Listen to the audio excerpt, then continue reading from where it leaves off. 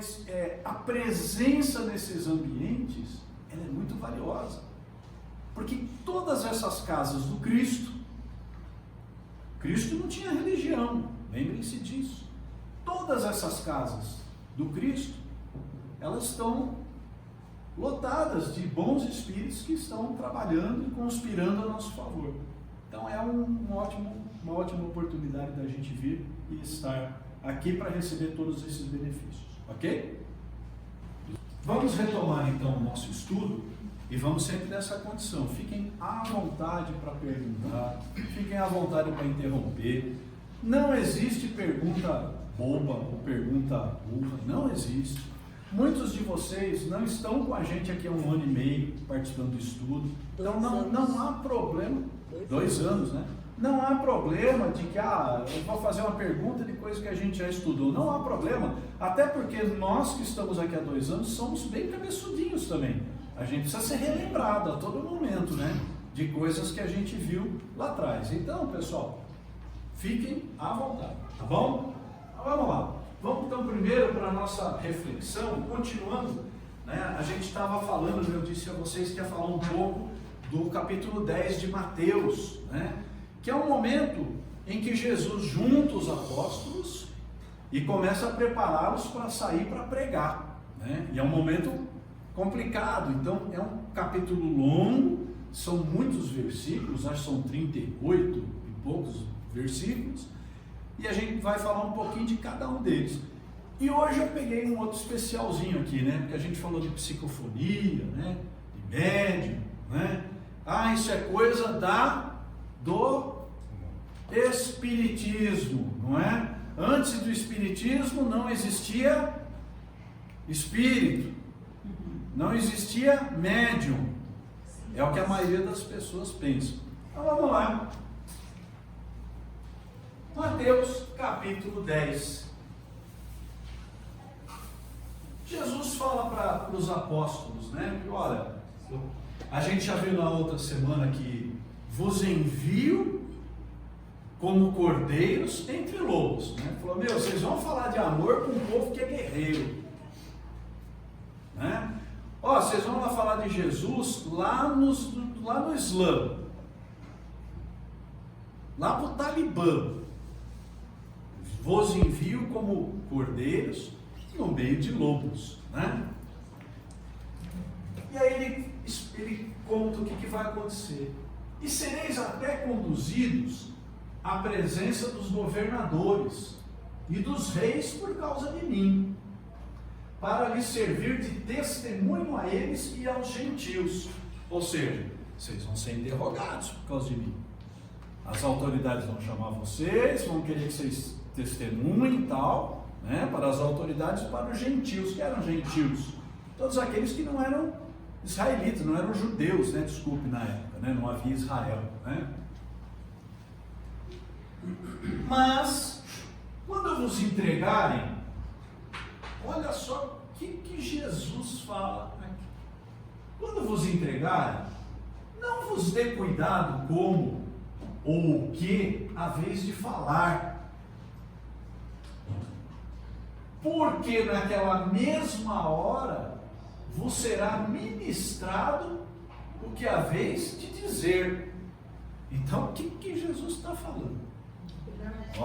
Vocês vão ser chamados, vocês vão ser pendurados lá, vocês vão ser inquiridos, vocês vão ser interrogados, mas não se preocupem com o que vocês vão falar, nem como vocês vão falar, porque vai ser ministrado, vai ser fornecido a vocês o que vocês vão falar.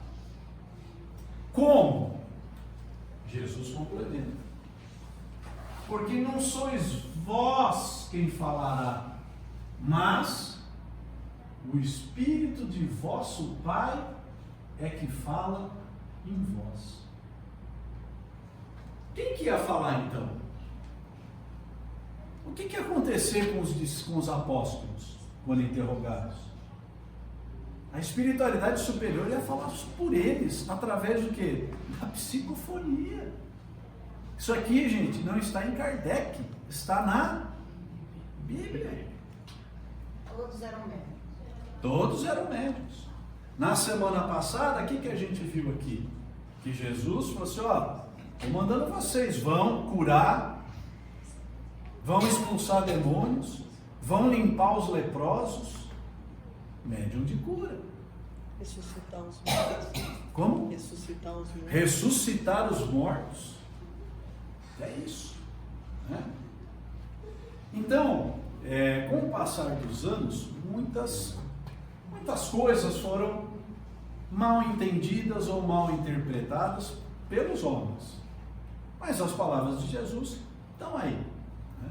E nós, espíritas, entendemos dessa forma. Para mim está bom. Alguém tem alguma dúvida?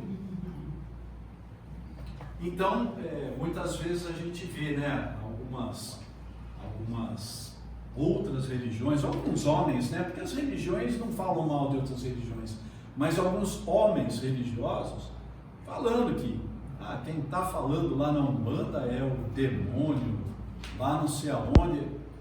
Gente, a mediunidade sempre existiu.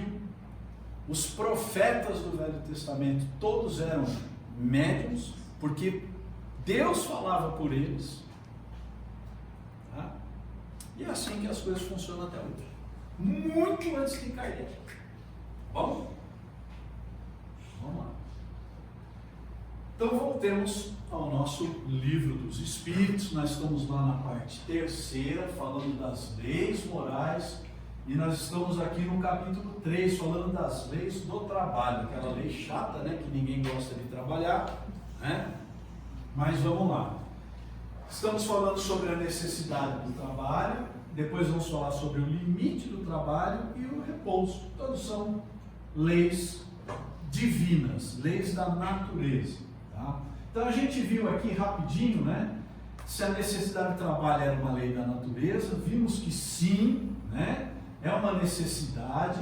Vimos que quanto mais a civilização fica moderna, mais necessidades desnecessárias a gente cria, e mais a gente se estressa, mais a gente trabalha para se manter nisso. Então a gente só vai agravando o nosso trabalho material a cada vez, né? A gente aumenta essas necessidades e os gozos. Falamos que toda ocupação útil é trabalho, toda ocupação útil é trabalho, inclusive a mental. O trabalho nas leis morais não é só o trabalho físico, é também o trabalho mental, como a gente vai ver, né? Vimos até a questão 675, falamos que o espírito trabalha, né? Lembra que nós aplicamos aqui muito tempo falando de que o espírito não descansa, o espírito não dorme, o espírito não come, o espírito não tem essas necessidades. A necessidade do descanso é do corpo material, são dos nossos órgãos, das nossas células, né? Nós é que temos a necessidade física da recomposição do corpo. A cada 12, 16 horas, 24 horas, a gente precisa repor energias físicas, mas o espírito está sempre trabalhando, né? E falamos também, que eu queria só rever isso daqui rapidinho, que o trabalho se impõe ao homem por ser uma consequência da sua natureza corpórea, né, da matéria, e que o trabalho é uma expiação, mas é também um meio de aperfeiçoamento da nossa inteligência.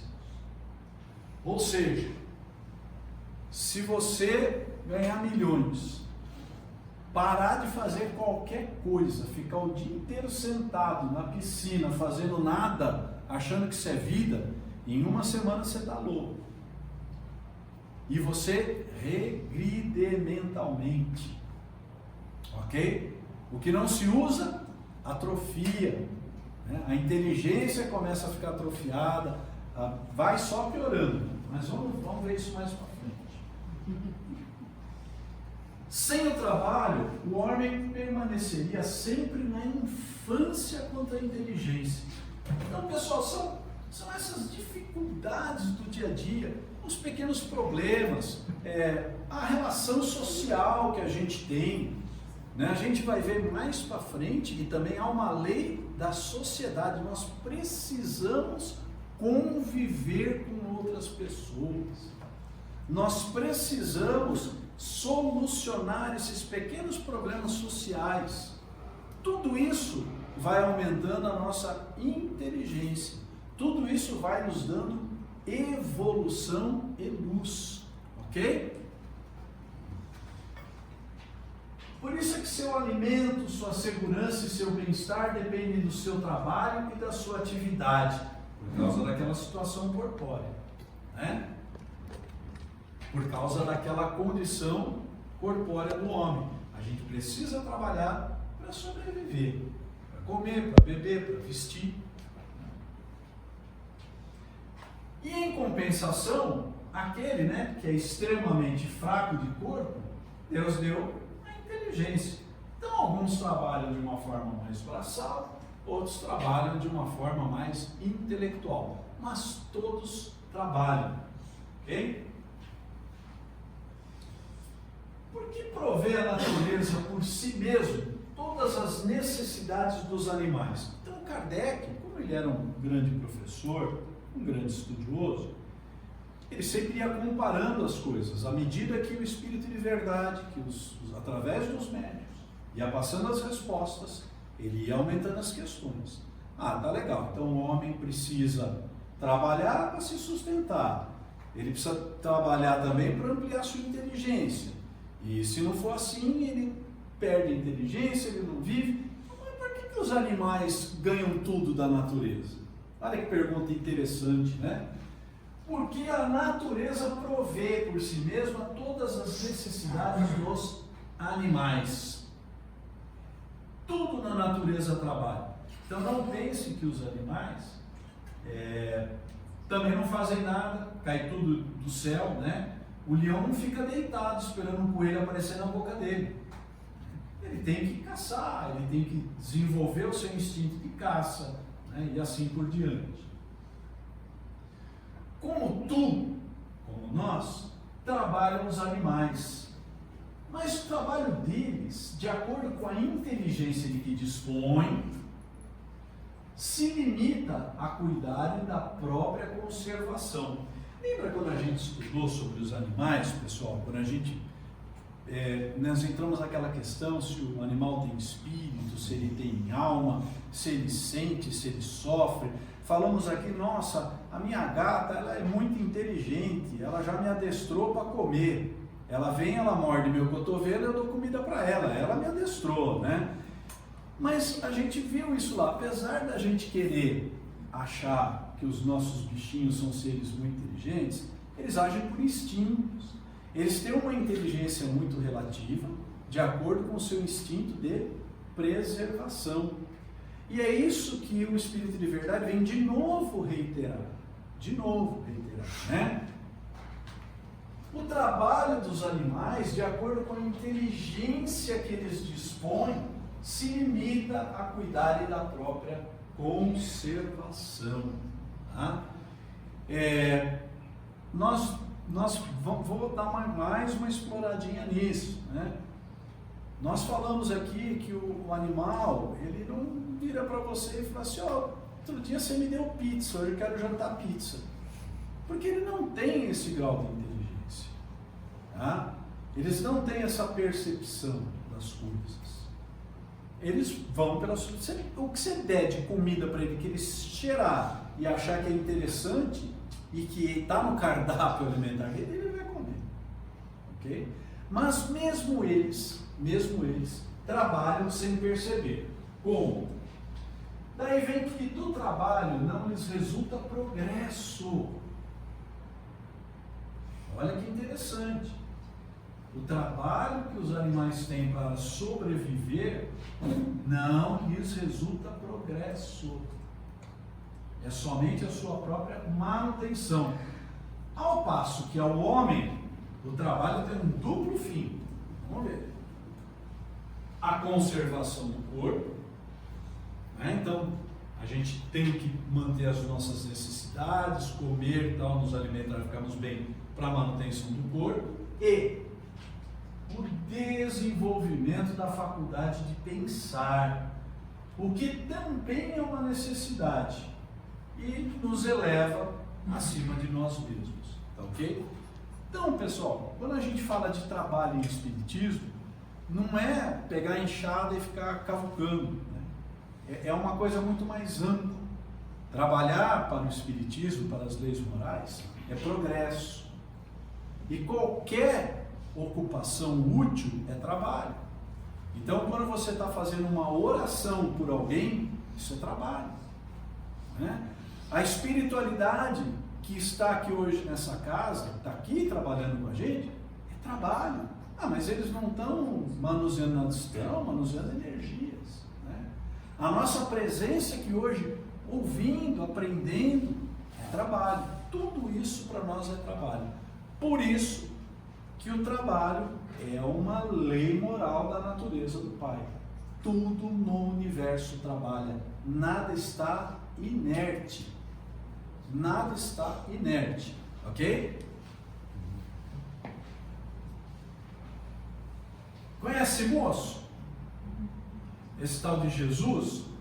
Jesus aprendeu o ofício do Pai. Jesus aprendeu o ofício de carpintaria. Mesmo Jesus, como a gente sempre diz, né?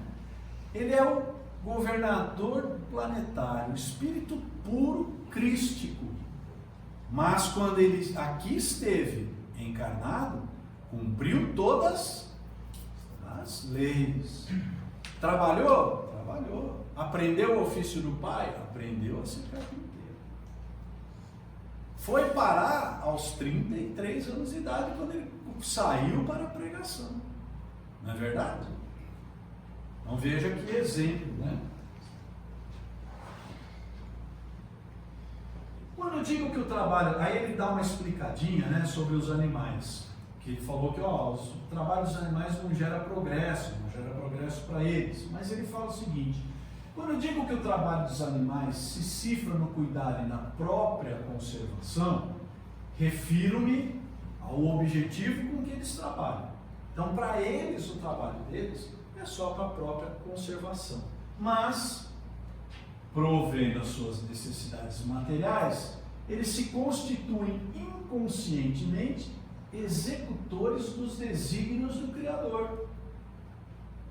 E, assim, o trabalho que executam também concorre para a realização do objetivo final da natureza, se bem que quase nunca eles descobrem esse resultado imediato. Então, lá atrás, no Livro dos Espíritos, tem um exemplo, né, que o Espírito de Verdade dá, que ele fala do quê? Ele fala do coral. Ele fala do coral. Falou, olha, tem um bichinho no mar, que ele vai se juntando, ele vai fazendo um cálcio, né? Ele chama-se coral. E parece que ele não serve para nada. Mas os arrecifes que ele forma têm uma utilidade na natureza, criam-se peixes, criam-se ecossistemas. E o coral em si tem consciência disso? Não. O coral só faz aquilo para se alimentar. Então é exatamente isso que ele está falando. Tem a abelha, né? A abelha, né? As abelhas. Tá? Então, é isso aí. Todo mundo trabalha. Legal? Tem uns caras lá perto de casa que não trabalham, não. Faz nada, né, Zé? Viu, tem um povo aí que, né, vive na flauta, né? O pessoal diz. Aí a gente já fica preocupado, né? Fala, mas nós vamos trabalhar pro resto da eternidade, né? Porque se é uma lei divina. E o Kardec pergunta isso daí. Fala, lá nos mundos mais aperfeiçoados, os homens se acham submetidos à mesma necessidade de trabalhar? E aí, o que vocês acham? Trabalha mais. Trabalha dobrado. E aí? Sim. Nada no universo é inerte. Tudo trabalha. Mas a natureza do trabalho está em relação com a natureza das necessidades, né?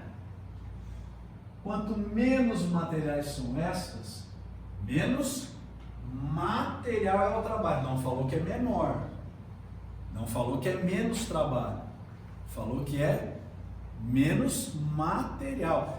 Vocês já imaginaram o que um espírito, não vamos nem falar dos puros, um bom espírito, um espírito que já está na faixa intermediária, o quanto ele trabalha, o quanto ele exercita o trabalho, para comer só para cuidar de nós, só para cuidar de nós, né? O nosso espírito protetor, o meu trabalhou, hein?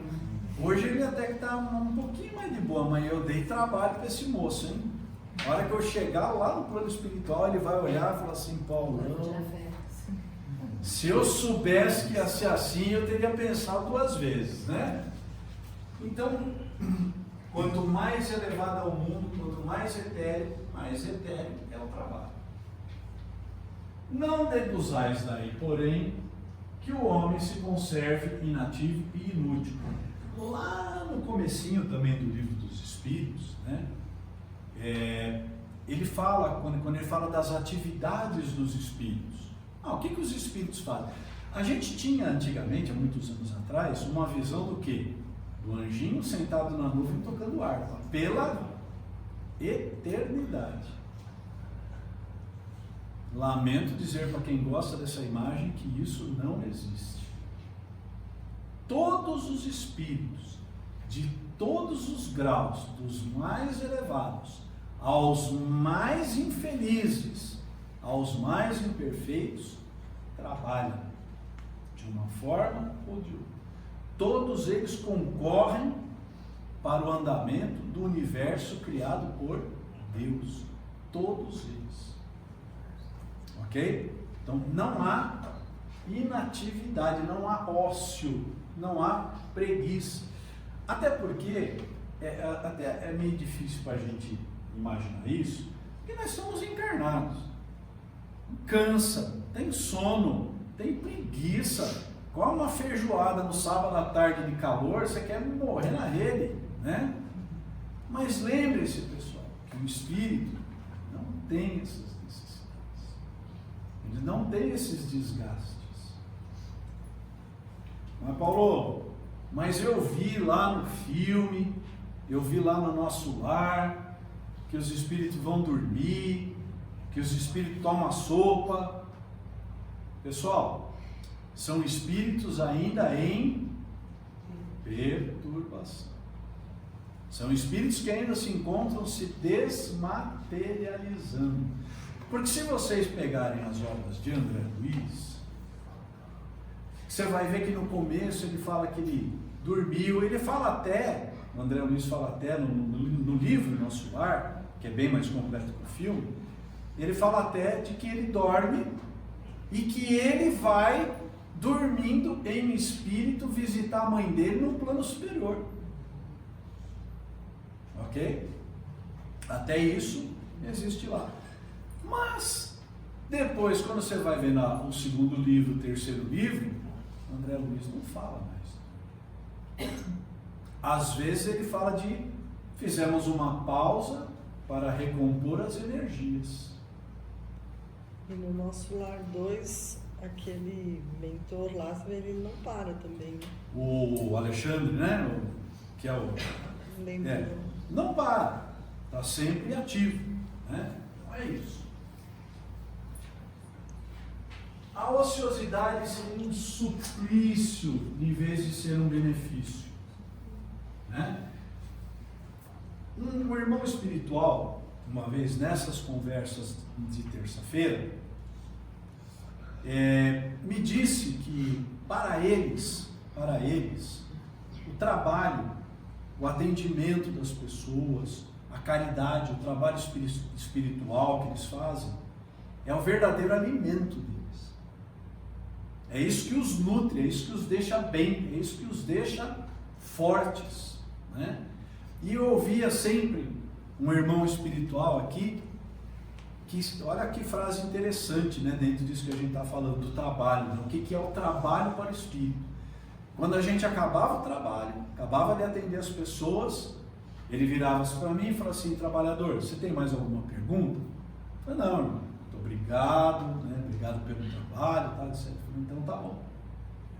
Eu estou subindo com mais luz e mais velocidade, porque ele havia trabalhado.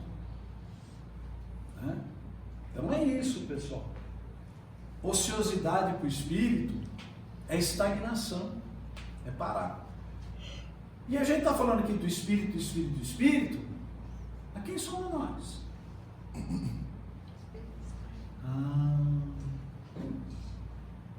E aí quando a gente vai lá no capítulo 8 do livro dos Espíritos, a emancipação da alma, muito espírita ainda não acredita, ou não dá muita atenção, que fala que quando a gente dorme, nós nos emancipamos, nós nos separamos do corpo e vamos trabalhar no plano espiritual. E trabalhamos, né? E vivemos experiências, e vamos auxiliar pessoas. Alguns vão para lugares muito viciosos, porque é o que pensa. É o que pensa. Só para a gente fazer um parênteses, só para lembrar. Espírito tem perna? Não. Espírito tem perispírito, que é o invólucro do espírito. É uma forma. Em cada mundo, em cada planeta que nós nos encarnarmos, nós temos um tipo diferente de perispírito, de acordo com a matéria daquele mundo. Ok? Ok. Bom, como é que o espírito se desloca se não tem atrito, não tem músculo, não tem perna para ele? Pensamento. Muito bem. Então o espírito pensa e ele lá está. E é muito rápido.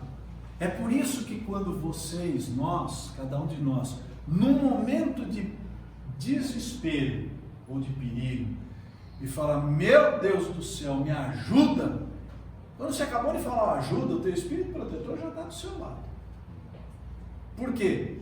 Porque ele sente o fluido, ele pensa e ele lá está. Percebeu? Bom, quando você dorme, o que você pensou o dia inteiro? Só coisa errada. Vamos dar um exemplo pior, tá? Só coisa errada. É a inveja do carro do vizinho, é falar mal da filha da vizinha, é tentar dar o chapéu no cara do trabalho para você ganhar mais dinheiro do que ele. Esse é o seu nível de vibração. A hora que você desprende do corpo, como é que você está pensando? Daquele jeito. Para onde tu vai?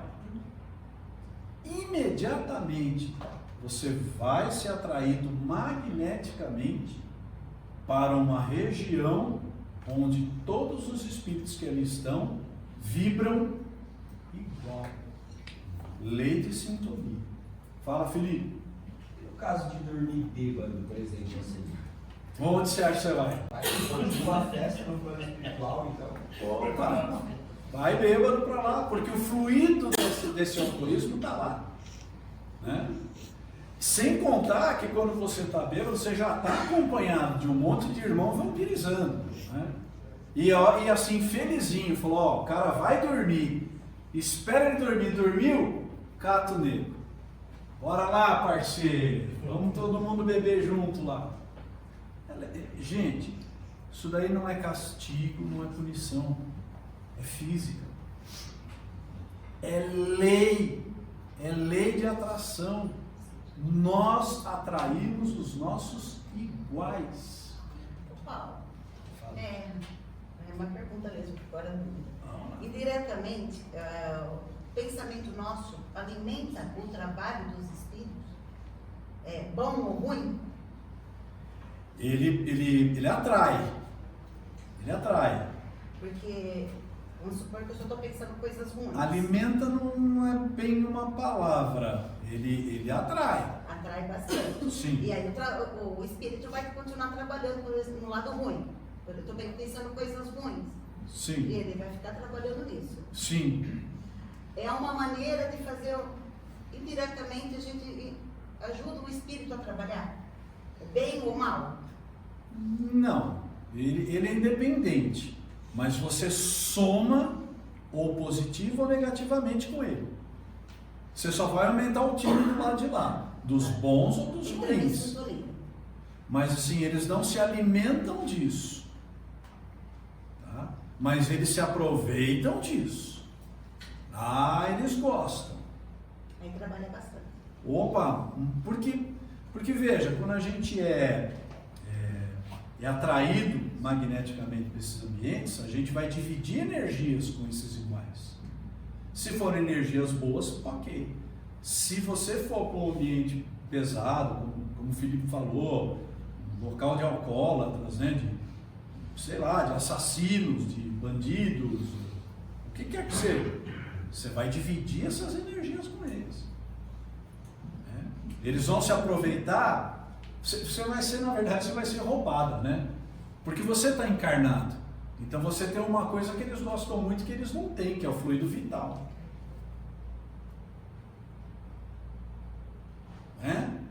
Quem está encarnado, pessoal, nós temos o fluido vital. Que é, vamos dizer assim, é a carga da nossa bateria. A gente recebe aquele fluido vital para manter o espírito encarnado no corpo, ok? Os espíritos que estão desencarnados estão muito próximos da crosta aqui, né? Muito densos, muito próximos da gente, eles se aproveitam desse fluido vital. É um combustível para eles, né? É um combustível. Tá? Os bons também. Os bons não. Os bons não precisam. Os bons pegam o nosso fluido vital para ajudar a curar os demais. Então, o Paulo chegou aqui hoje, nossa, muito ruim, muito derrubado, teve uma semana difícil, acompanhado por espíritos densos, tal, a energia do Paulo tá um lixo. Aí o Paulo chega aqui na casa espírita, o que a espiritualidade faz? Ele pega os fluidos vitais de todos, todo mundo aqui doou, combina com o fluido cósmico universal e faz um bálsamo, e aí vai redistribuindo para cada um. E aí todo mundo sai, nossa cara, que interessante, eu saio da casa espírita, parece que tirou o mundo das minhas costas. Tirou. Aí eu saio melhor. Nossa, segunda-feira, quem aqui dorme bem de segunda-feira? Muita gente fala, nossa, segunda-feira não preciso nem tomar o Rivotril. É só ir lá na casa espírita. Já começa aqui, ó. Fala, né? O sonho, quando a gente sonha, é lembrança que a gente tem do que a gente fez durante a noite ou não tem nada a ver? Quando dormimos, a alma se emancipa e vamos viver experiências lá no plano espiritual. O espírito não dorme, não descansa. Vamos para lá. O que a gente lembra? Um misto de algumas coisas. Segundo o livro dos Espíritos, a gente pode ter lembranças de coisas que vivemos em outras vidas, que vivemos agora, ou até, pasmem, está lá no livro dos Espíritos, coisas que ainda viveremos. Ok? Mas há também, né, um pouco do que a gente chama de animismo, coisa da alma nossa. Você passou uma situação muito traumatizante durante esse dia, viu um acidente feio de carro, você não está acostumado, viu a pessoa se acidentar, se machucar, aquilo te impressionou. Chega de noite, como é que você sai do corpo? Com aquela impressão na cabeça. Ok? E isso pode te trazer lembranças daquilo, tal, etc. Joia, joia. Mas os sonhos loucos, né? Todo mundo sempre questiona, fala, mas sonho não faz muito sentido, a maioria das vezes não faz muito sentido.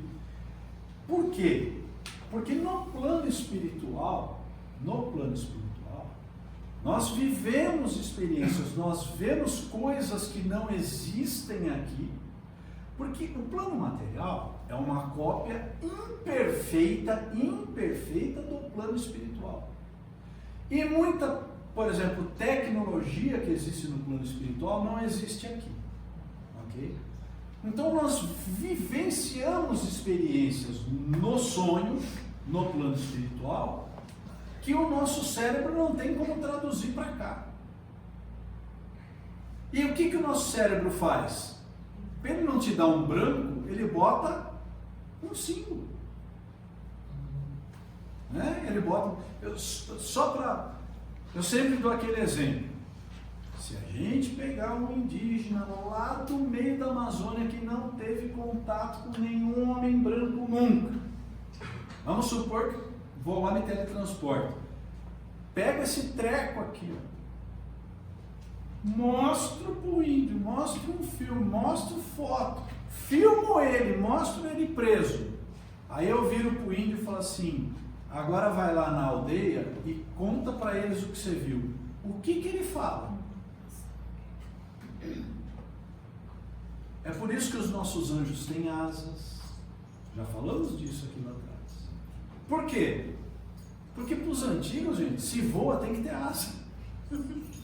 Tem que ter asa. Como que voa? Fala para um índio e fala assim: faz um negócio que voa. Ele vai pegar uma pessoa e vai botar duas asas. E o nosso sonho é igual. Fala. Algumas pessoas falam que os sonhos às vezes são avisos. Isso pode acontecer, uma premonição, essas coisas. Pode acontecer, porque na verdade o que acontece? Quando a gente vai para o plano, ela perguntou se os sonhos são avisos. Podem ser, né? Com muito cuidado. Por quê? Não fazer disso uma regra. Nós dormimos, o espírito emancipa. Eu não vou para o plano espiritual? Eu não vou me encontrar com espíritos bondosos que me amam? Minha mãe está lá no plano espiritual. Eu vou encontrar com ela? Provavelmente, se ela estiver bem, se eu estiver bem. Se a gente estiver na mesma sintonia. É assim, pessoal. A lei vale para todo mundo, né? Aí minha mãe está vendo que, nossa, vou sofrer um acidente. Ela pode me avisar? Depende. Tem coisas que sim, tem coisas que não.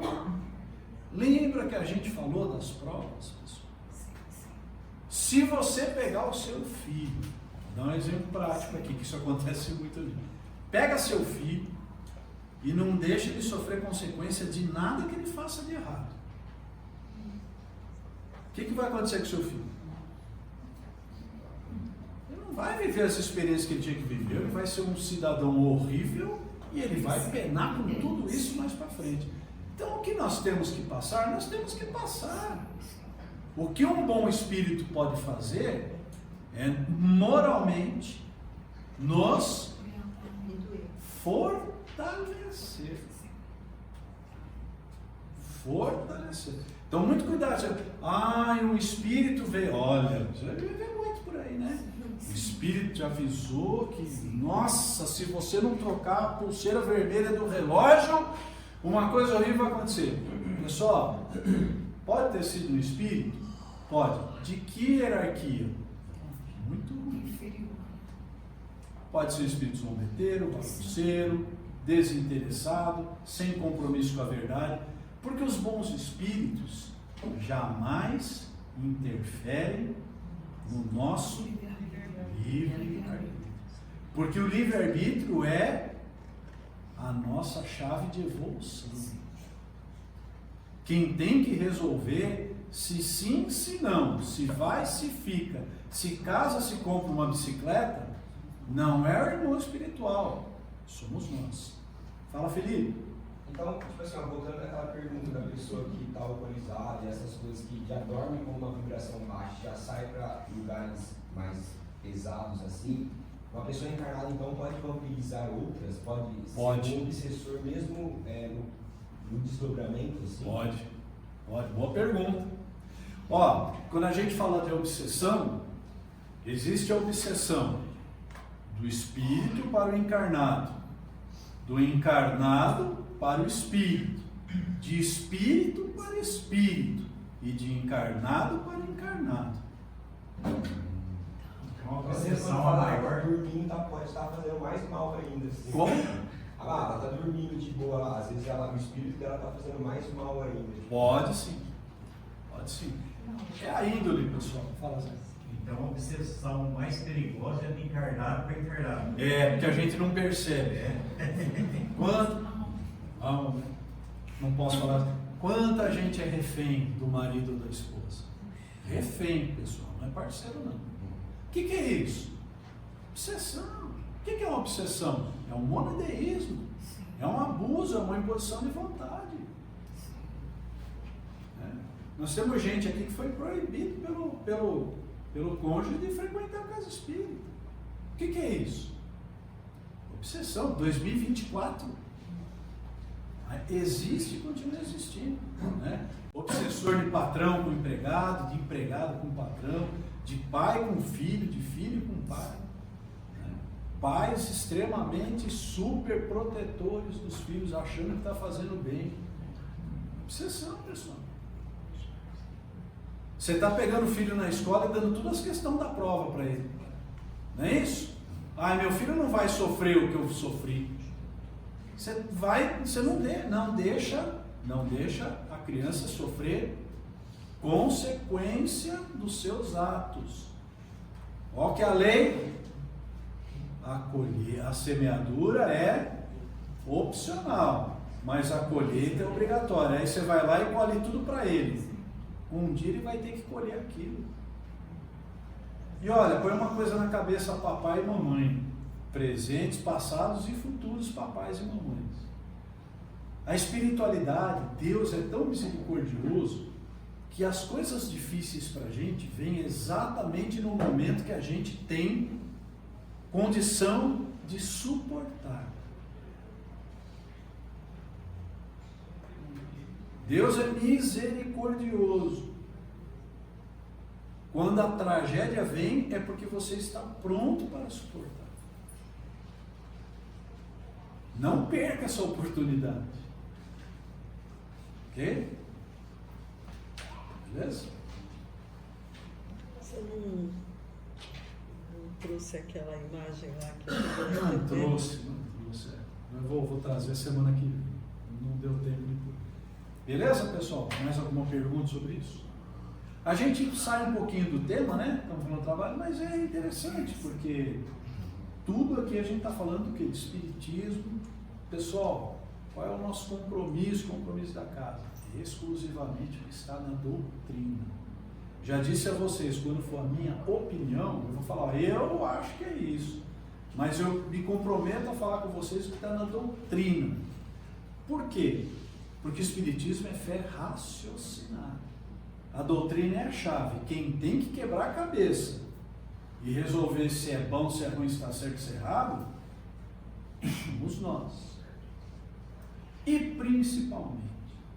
principalmente, se você veio aqui ouvir uma doutrina, se você quebrou a cabeça, pensou se isso é bom, se isso é ruim, se você concorda, se não concorda, modifique-se. O mais importante de tudo na doutrina é o quanto ela te melhora, quanto você mudou. Já falamos aqui, né? É muito comum a gente que é dirigente de casa espírita ouvir aquela frase: eu tenho 25 anos de espiritismo. Tá. Sabe nada. Não conhece o Evangelho de Jesus. Não conhece uma frase. Não aplica nada. Não adianta. Né? Olha, eu frequento a igreja católica há 60 anos. E o que isso te mudou? O que isso te melhorou? Continua falando mal do vizinho? Né? Vai na missa, chega mais cedo na missa para quê? Para fofocar quem chegou atrasado? Não adianta, né? Tá bom? Deixa eu ver se a gente encerra aqui. Vamos para a última, dá tempo, 3 minutinhos. Achar-se-á isento da lei do trabalho um homem que possua bens suficientes para lhe assegurarem a existência, ou até isso Kardec falou, hein? E o rico, né? Aquele cara que ganhou na Mega Sena acumula de 50 milhões, era, né? Esse cara é obrigado a continuar a trabalhar? O que vocês acham? Sim. Nada no universo é inerte. O ócio eterno é trágico, é horrível para o espírito. Do trabalho material, talvez. Não precisa, né? Ir para o escritório e tal. Não. Porém, da obrigação de tornar-se útil, conforme os meios de que disponha, nem de aperfeiçoar a sua inteligência ou a dos outros, o que também é trabalho. Então, mesmo aquele que tem muito dinheiro, tal, ele pode ajudar, pode auxiliar os outros a evoluírem. E olha que interessante isso daqui, uma coisa também que ele está reiterando, né? Aquele a quem Deus facultou a posse de bens suficientes a lhe garantir a existência, não está, é certo, constrangido a alimentar-se com o suor do seu rosto. Ok? Se Deus te deu dinheiro, realmente você não precisa trabalhar na matéria. Porém, mas tanto maior lhe é a obrigação de ser útil aos seus semelhantes, quanto mais ocasiões de praticar o bem lhe proporciona o adiantamento que lhe foi feito. Olha como a doutrina é perfeita.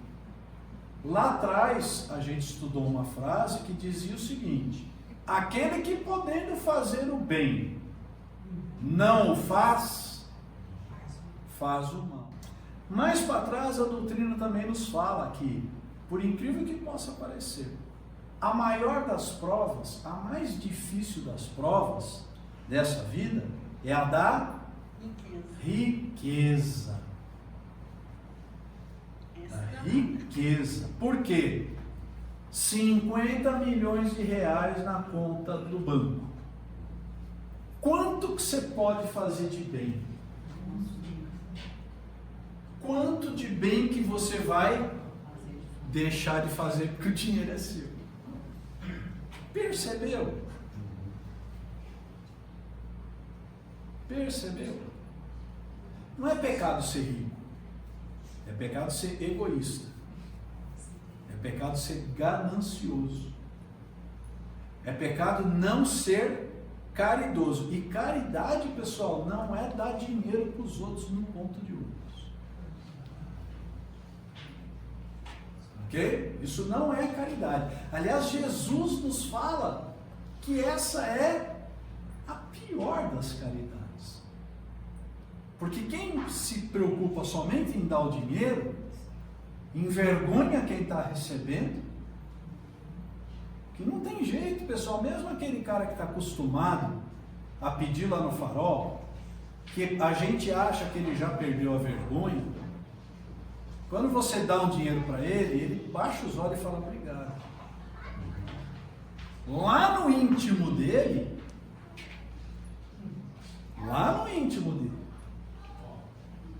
que me vergonha.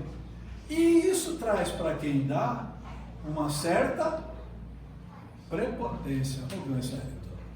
Vou ajudar esse pobre aí, agora Deus vai dar em dobro.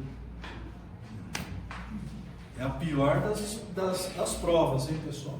Tá? Cuidado com isso daí, né?